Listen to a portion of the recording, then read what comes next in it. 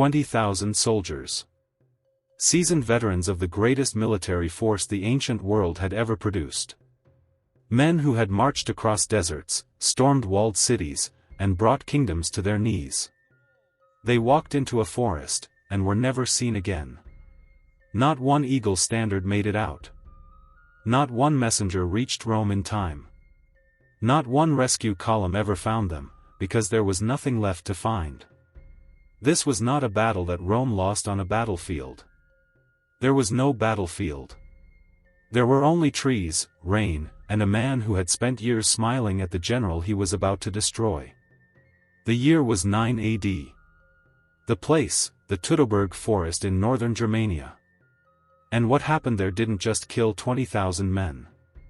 It stopped an empire cold. It drew a border that Rome would never cross again. And it was engineered entirely by one person, a man Rome itself had trained. This is the story of the greatest ambush in Roman history. And how one betrayal changed the map of the Western world forever. There was a time when Roman soldiers genuinely believed they would run out of world to conquer before they ran out of legions to conquer it with. By the close of the 1st century BC, Rome had absorbed the Mediterranean coast on 3 sides. Egypt sent grain up the Nile and into Roman ships. Spain supplied silver. Greece supplied philosophy. Syria supplied silk and spice routes stretching further east than most Romans could point on a map. The Roman road system had grown into a web of stone that connected cities that hadn't existed a generation before the first paving stone was laid. The empire was not just a military structure. It was a machine, a tax-collecting, law-administering, census-taking bureaucratic apparatus that turned conquered peoples into productive Roman subjects. It was efficient. It was, by the standards of the ancient world, almost brutally organized. And at the northern edge of this machine sat the Rhine River.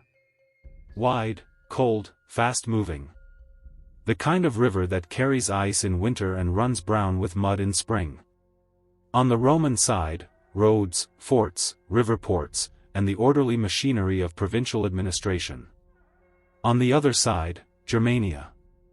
The Romans who wrote about Germania described it with a mixture of fascination and contempt that tells you more about Rome than it does about the place. They wrote of forests so dense that sunlight reached the ground only in patches. Of tribes that lived without cities, without written laws, without the institutions that Romans considered the basic requirements of civilized life. Of warriors who painted themselves before battle and fought with a ferocity that unsettled even experienced legionaries. What they couldn't quite figure out was whether Germania was dangerous because it was primitive, or in spite of it. The tribes themselves were not a single people. The Germanic world was a patchwork of clans and confederacies, the Cherusci, the Marsi, the Bructeri, the Chauci, each with their own territory, their own internal politics, their own relationships with neighboring groups. Some had accepted a degree of Roman influence. Some had fought Roman incursions and been burned for it. Most watched carefully, traded when it suited them, and kept their options open. For years, Roman legions had crossed the Rhine seasonally, marching east in summer, extracting tribute, building roads, establishing the slow infrastructure of permanent occupation, and retreating west before the worst of the northern winter set in. It was working, after a fashion. But it wasn't finished. Emperor Augustus wanted it finished. He had reorganized the Roman state, ended a century of civil war, and built an empire. Germania was the remaining gap in his vision of what Rome should look like. He decided to appoint a governor, collect taxes, and turn the wilderness into a province. Routine, by Roman standards. The man he chose for the job was Publius Quinctilius Varus. Varus was not primarily a general. He was an administrator, experienced, methodical, trusted. He had governed Syria, one of Rome's most complex and politically volatile eastern provinces, and had done it successfully. He understood how to turn a resistant population into a productive one. He believed in Roman law as a civilizing instrument. He was exactly the kind of man you sent to organize a new province, not to fight for it, but to run it once the fighting was done. He arrived in Germania with 3 full legions. The 17th, the 18th, and the 19th, approximately 20,000 fighting men, supported by cavalry units and auxiliary forces. Behind the soldiers came the civilian apparatus, administrators, tax assessors, merchants, craftsmen, servants, and the families of senior officers. A small city on the move. Varus established his headquarters west of the Weser River and set about the work of governance. He held courts. He appointed local officials. He collected taxes, in many cases, for the first time, from tribal communities that had no tradition of paying tribute to anyone. He was confident, perhaps too confident, that the process was going smoothly. It was. On the surface. Among the Germanic chieftains who attended Varus's court, ate his food, and accepted his hospitality was a young man named Armin. The Romans called him Arminius. He was a prince of the Cherusci tribe, perhaps in his mid-20s, fluent in Latin, and dressed well enough to pass as a Roman officer, which, technically, he was. Years before Varus arrived, Arminius had been sent to Rome as a political hostage. This was standard practice. When Rome established a relationship with a subject or allied people, it often required the ruling family to send a son to Rome, where he would be educated, treated well, and serve as an implicit guarantee of good behavior back home. It was soft enforcement dressed as cultural exchange. The practice sometimes produced exactly the loyal intermediaries Rome intended. Sometimes it produced something else. Arminius arrived in Rome as a boy and grew up inside its institutions. He learned Latin with native fluency. He studied Roman military organization, the structure of legions, the system of command, the engineering principles behind Roman fortifications and siege craft. He served with Roman auxiliary forces in the Balkans, earning a reputation as a capable and reliable officer. He was awarded Roman citizenship. He received the rank of equestrian, a genuine honor in Roman social hierarchy, not merely a courtesy. Rome had, in every meaningful sense, made him one of their own. And then he went home. What he found when he returned to the Cherusci lands was not the Germania he had left. Roman patrols now moved through forests his people had considered their own for generations. Roman tax collectors arrived at settlements that had never had to account their livestock to any external authority. Roman courts were replacing the customary law that Germanic communities had applied to their own disputes for centuries. Tribes that resisted were punished. Tribes that cooperated were slowly absorbed. Arminius had seen what this process looked like at its endpoint. He had lived in a Roman province. He understood, in a way that most of his people couldn't, what it meant to become fully incorporated into the Roman system. It meant losing the thing that made you yourself. He made a decision. He would stop it. The plan he developed was not impulsive. It required patience, secrecy, and extraordinary nerve. He began moving between the tribes, not openly, not in ways that would attract Roman attention, but through the existing social networks of Germanic community life. He spoke to chieftains in private. He argued that the tribes' divisions were Rome's greatest advantage, that unity was the only counter to Roman numbers and discipline, and that the forest itself was an equalizer that could neutralize Roman military superiority if used correctly. Not everyone agreed. His own father-in-law, Segestes, was genuinely pro-Roman, or at least genuinely convinced that Roman power was too great to resist. Segestes went to Varus and told him directly, "Arminius is not your ally. He is building a coalition against you. Do not trust him." Varus listened politely and did nothing. He looked at Arminius, the Romanized officer who spoke Latin, who attended his dinners, who gave every indication of loyalty, and he trusted what he saw rather than what he was told. This is perhaps understandable. Segestes was also Arminius's father-in-law, and family disputes among Germanic chieftains were exactly the kind of political noise that Roman governors were trained to filter out. By the summer of 9 AD, the coalition was assembled. Enough tribes had quietly committed warriors that Arminius had what he needed. The only remaining requirement was a location and a reason to move. He had both. The location was a stretch of heavily forested terrain in the hill country east of the Rhine, a place Roman armies had passed through but never seriously occupied. The terrain was Arminius's, in every sense that mattered. He had grown up moving through forests like it. His warriors had. The reason to move was simpler. A staged rebellion, minor, urgent, official sounding, in an area east of the Roman position. The kind of disturbance that a governor couldn't ignore without looking weak.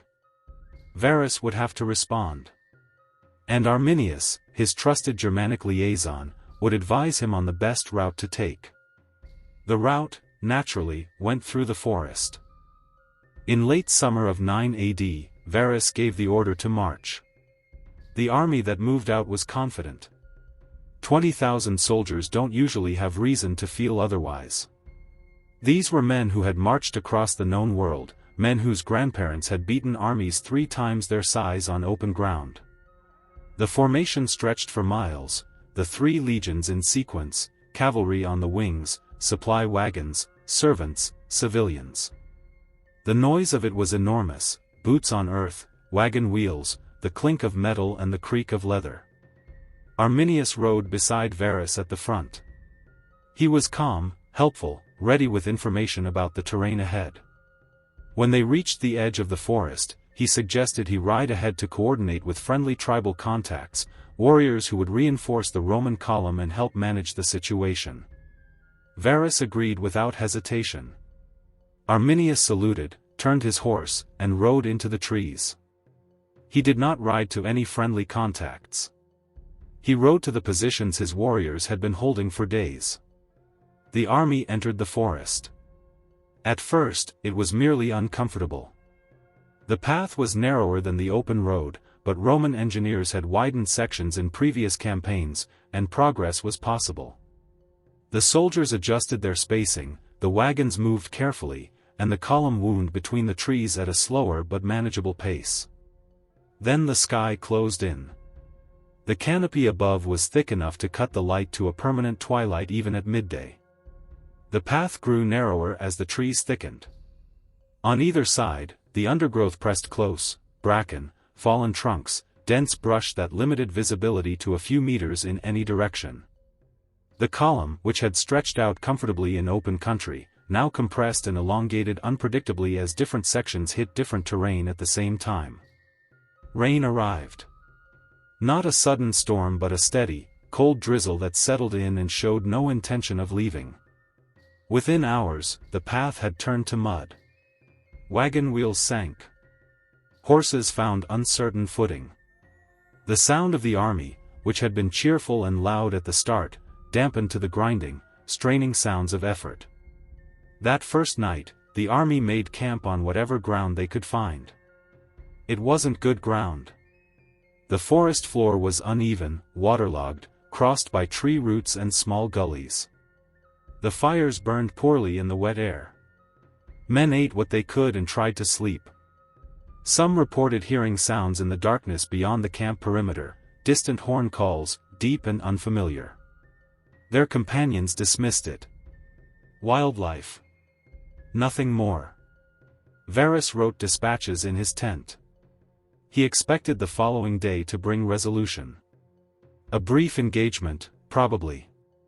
A demonstration of Roman force sufficient to settle the alleged uprising. Then the march back west. He was not the first commander in history to be wrong about what morning would bring. The second morning began with fog so thick that men standing 10 feet apart could barely make each other out. The column formed up and moved. Visibility was near zero. The sounds of the army, commands, movement, equipment, were muffled by the fog and the trees, making it difficult to judge distances or the positions of other units. Then, from somewhere to the right and above, came a sound that cut through everything else. A horn. Long, low, resonant. Not a Roman horn. A second answered it from the left. A third from behind. Before anyone could process what they were hearing, the javelins came. They arrived not in a single organized volley but in a continuous overlapping stream from multiple positions on the ridgelines and in the trees above. There was no single source to face, no clear direction from which the attack was coming. Men fell without knowing where to raise their shields. Horses screamed and bolted, crashing into the soldiers around them. The column's coherent shape, the thing that made a Roman army an army rather than a crowd, began to fracture within minutes. Roman training kicked in. Centurions shouted for formation. Men tried to lock shields and present a defensive wall. But the path was too narrow for it. The standard Roman defensive formation required lateral space that the forest didn't offer. The trees themselves prevented the army from being an army in any tactically meaningful sense. They were 20,000 individual men in a tunnel. The warriors who appeared at the forest edge were not operating like a conventional opposing force. They struck in specific sections of the column, hitting where it was stretched, where a gap had opened, where wagons had jammed and created confusion. They would appear, throw, strike with hand weapons at close range, and vanish back into the undergrowth before a counterattack could organize. By the time Roman soldiers turned to face the threat, it was gone. By the time they turned back, it had appeared elsewhere. This was not improvised. Every element of it had been planned, the terrain selected for its inability to accommodate Roman tactics, the timing calculated around the movement of a column stretched thin by difficult ground, the signals coordinated so that attacks along the full length of the column could be synchronized by horn calls through the trees. Varus kept ordering the column forward. Stopping was death. The only logic available was to keep moving, to find the open ground that had to be somewhere ahead, where Roman discipline could reassert itself and the army could fight on terms it understood. The forest offered no open ground. By the end of the first day of fighting, hundreds of Romans were dead. The survivors made camp on the best high ground they could find. They had no idea how many attackers they faced. They had no clear picture of where the attacks had been coming from or in what direction safety lay. They were inside the forest with no map that mattered. Somewhere in the trees around them, fires were lit. Not Roman fires. The execution, because that is what it was becoming, had only just started. Morning arrived heavy and gray.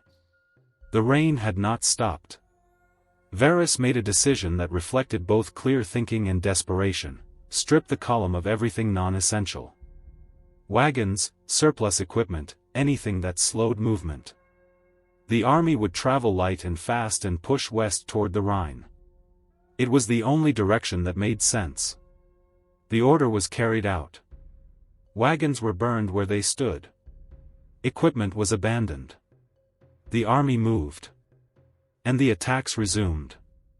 The pattern was identical to the day before: strikes from concealed positions, targeted at vulnerable sections of the column, followed by rapid withdrawal.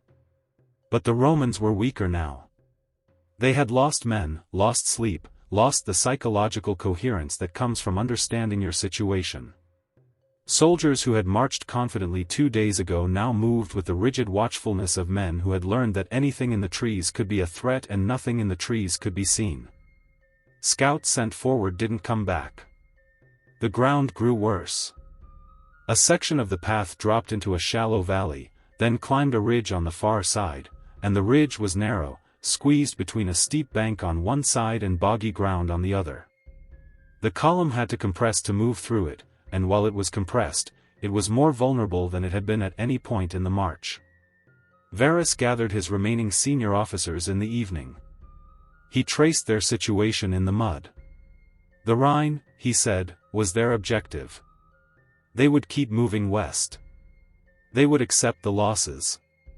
They had no other choice. His officers agreed because there was nothing else to agree to. On the ridge above the Roman camp, Arminius was in no hurry. He had designed this operation to run over multiple days. He wanted the Romans exhausted, disoriented, and stripped of the psychological certainty that made them dangerous. An army that still believed in itself was an army that could find unexpected reserves of capability. He wanted no such reserves left when the final move came. He gave orders for the night to be disturbed, horn calls at intervals, sounds at the perimeter, nothing that would provoke a full engagement but enough to prevent sleep. By morning, he wanted soldiers who had not rested in 48 hours. Thunder moved through the valley as night deepened. Inside the Roman camp, men asked the same question in different words: "Where is Arminius?" The man who had promised to bring them allies had vanished. The forest was full of enemies. The answer was becoming obvious, and its obviousness was a kind of final blow. On the third morning, the Roman army was no longer the force that had crossed into the forest.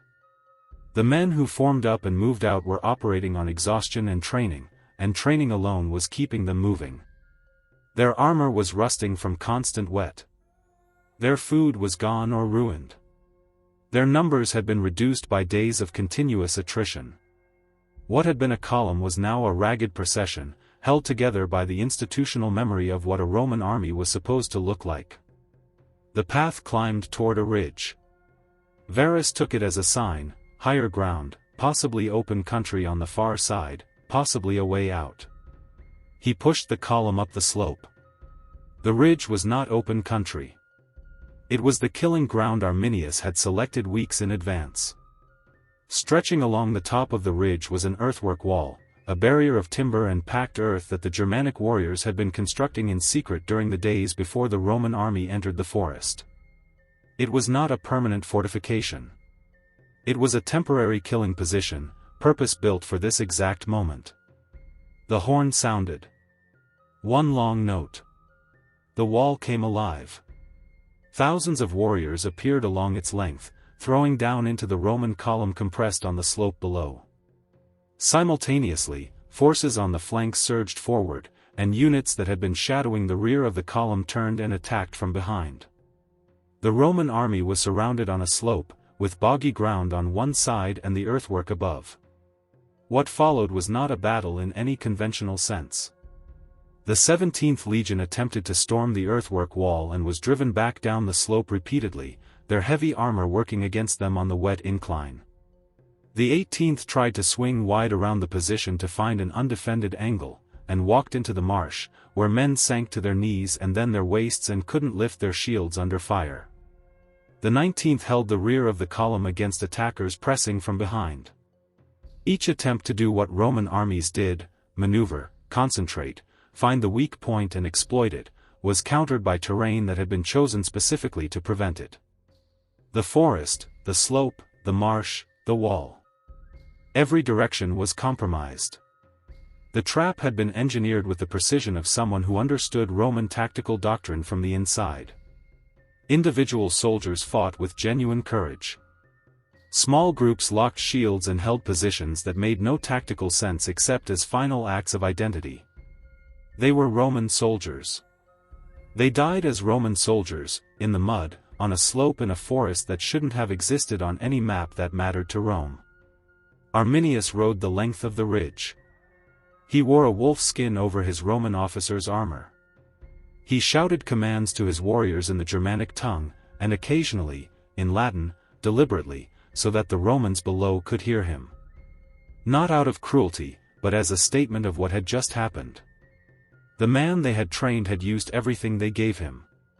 Varus, somewhere in the chaos below, looked up at the ridge. The silver eagle standard of the 17th Legion was down, men were dying on top of each other trying to recover it. He could see that there was no path forward and no path back. He understood, with the clarity that comes when all other possibilities have been eliminated, what this was. He turned to the officers who remained near him. He said something, the ancient sources don't agree on the exact words, about Rome not watching its commanders crawl. Then he drew his sword. By nightfall, the Teutoburg Forest was quiet. The 17th, 18th, and 19th Legions had ceased to exist as military units. Their eagle standards, the sacred symbols of Roman military honor, lost in only the most catastrophic circumstances, were somewhere in the mud and roots, awaiting the archaeologist's trowel 2,000 years later. Word reached Rome in pieces. The first reports were confused. A defeat, certainly. The scale unclear. Then the picture assembled itself, and it was worse than anyone had framed in the worst-case scenarios. 3 entire legions, destroyed. Their numbers, 17, 18, 19, gone from the Roman order of battle. Augustus, by every account that survives, was undone by it. He was in his 60s, had ruled Rome for decades, and had not been personally shaken by a military setback in years. This shook him. The ancient sources describe him wandering the corridors of his palace in the weeks after the news arrived, unwashed, refusing food, banging his head against the wall and calling out to the dead governor, "Varus, give me back my legions." He never got them back. The 3 legion numbers were retired permanently. In the long history of the Roman legions, numbers were regularly reused. A lost unit's number would eventually be assigned to a new formation. Not 17, 18, and 19. Those 3 designations were never reissued. The loss was memorialized in their absence. The Rhine became the permanent boundary of Roman expansion in the north. Rome would send armies across it again. The general Germanicus led campaigns into the region over the following years, recovered 2 of the 3 lost eagle standards through a series of operations, and found the battlefield site where he conducted burial rites for bones that had been lying exposed for years. But Rome never attempted to permanently occupy Germania east of the Rhine. The province that Augustus had envisioned never came into being. Arminius lived another 9 years. He continued to lead the Cherusci and to fight off subsequent Roman incursions. He negotiated, maneuvered, and expanded his own position among the tribes. In the end, it was internal Germanic politics rather than Roman legions that killed him. He was assassinated by members of his own extended family who considered him a threat to their own authority. He was roughly 37 years old. The Roman historian Tacitus, writing nearly a century after the battle, assessed Arminius with a directness unusual for a Roman writer commenting on a foreign enemy. He called him the liberator of Germania, a man who had challenged Rome at the height of its power, who had never been defeated by a Roman army in open battle, and who had fundamentally altered the shape of the Western world. The river that separated Roman civilization from what lay beyond it would remain where it was. Because of what happened in 3 days in a forest in the autumn of 9 AD. The forest still stands. Near the modern town of Osnabrück in northwestern Germany, archaeologists working a site near Kochries beginning in the late 1980s began uncovering the physical evidence: Roman coins, twisted fragments of legionary equipment, the bones of horses that never made the march home. The ground kept what the trees took. 3 legions walked in. None came out. And the map of the world was different on the other side of those 3 days than it had been before them.